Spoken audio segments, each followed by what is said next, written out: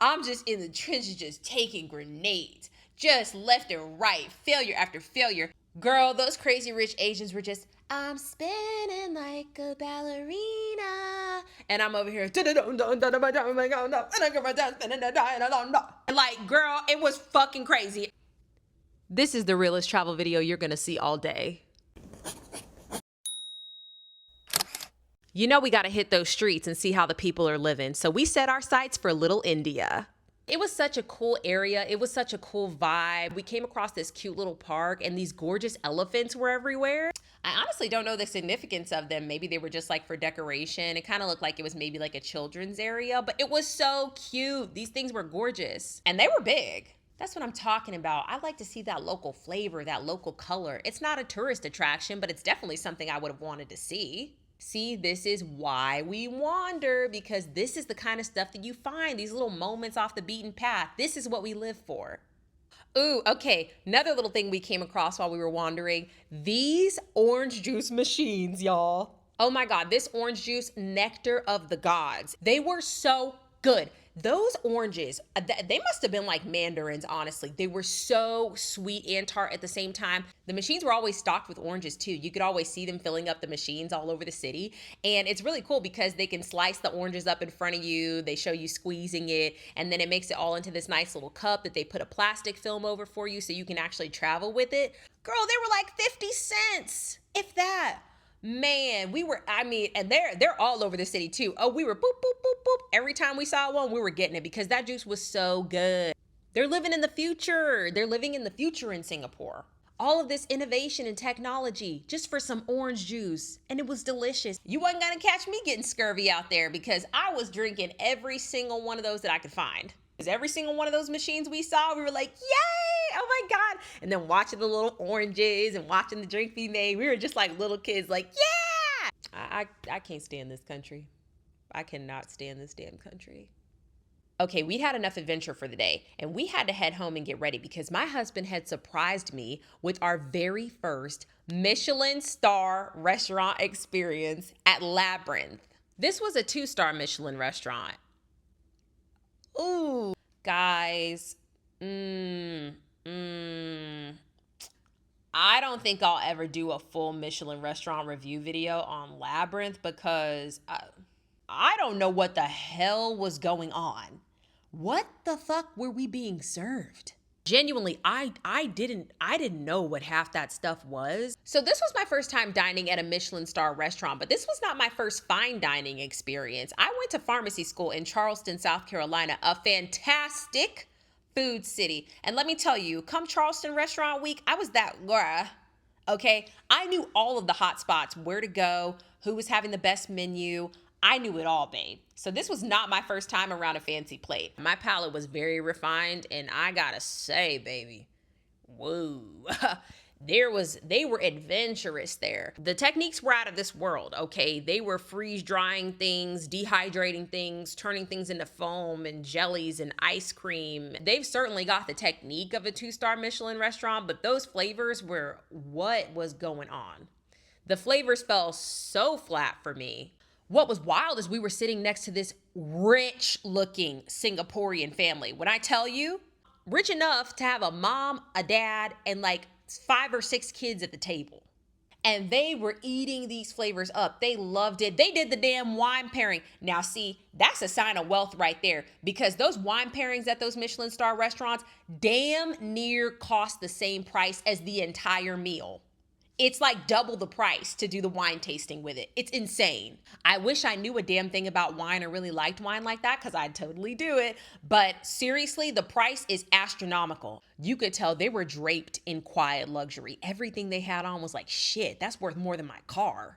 They had to have been the richest people we've probably ever been in proximity to. Girl, so like all 6 or 7 of them were having this 2-star Michelin meal and the wine pairing on top of it. Oh, these people were, these are the type of people that say, yeah, I mean, we do well for ourselves. We're comfortable. Yeah, we summer in France. I'm so serious, it made me step back and like, wait a minute, am I the crazy person? Because these crazy rich Asians were really loving that menu. They were eating up every little note, discussing each dish, how well it paired with the wine, talking about all the different flavors and layers that they could identify. They loved this menu.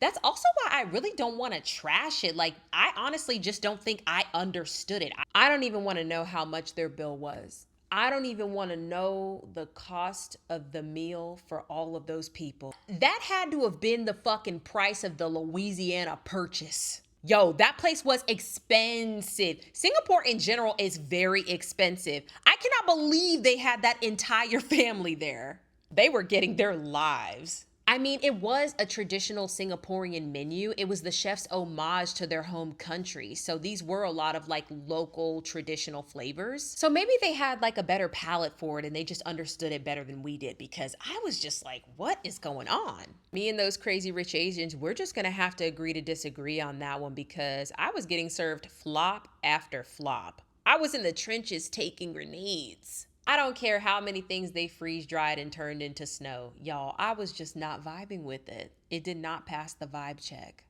They're serving plates full of flowers, bro. An entire plate full of edible foliage.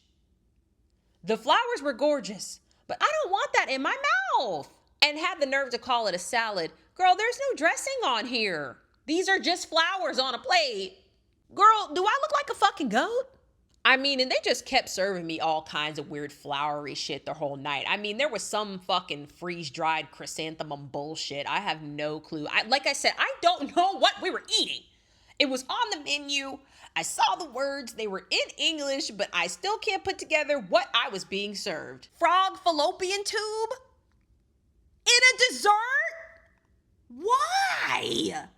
I don't get it. Because of my mollusk intolerance, they had to make a substitution for my dish. My husband's was supposed to be some sort of similar oyster dish, but I got mushroom instead. No big deal. I love mushroom. But it's how they served this shit that was the problem. Barely sauteed, barely cooked in, I swear to God, a fucking El Paso brand grocery store corn tortilla shell. About the same temperature as if you were to just pull it off the shelf. Cold, just stale. Then took the barely cooked mushrooms and laid them in the bottom of that shell and then covered it in, I shit you not, what looks like agar? This shit looked like a petri dish. And then threw some sambal on top. Girl! I just don't understand why these Michelin restaurants will take a protein and replace it with the most disgusting thing that they can think of. It happens to me time and time again. It happened to me at Alinea and then again at the Clove Club. Like, why did they insist on pissing me off? I'm just in the trenches just taking grenades. Just left and right, failure after failure. Girl, those crazy rich Asians were just, I'm spinning like a ballerina. And I'm over here. Like, girl, it was fucking crazy. I felt like I was being gaslit. I felt like I was in the Twilight Zone. We get a dish, we're like, another flop. Look over to the crazy rich Asians. Oh, yep, no, they love that one too. What the fuck are we doing? What's going on? I'm over here I'm seizing, y'all. I'm over here seizing, bro. Shout out to my husband, y'all.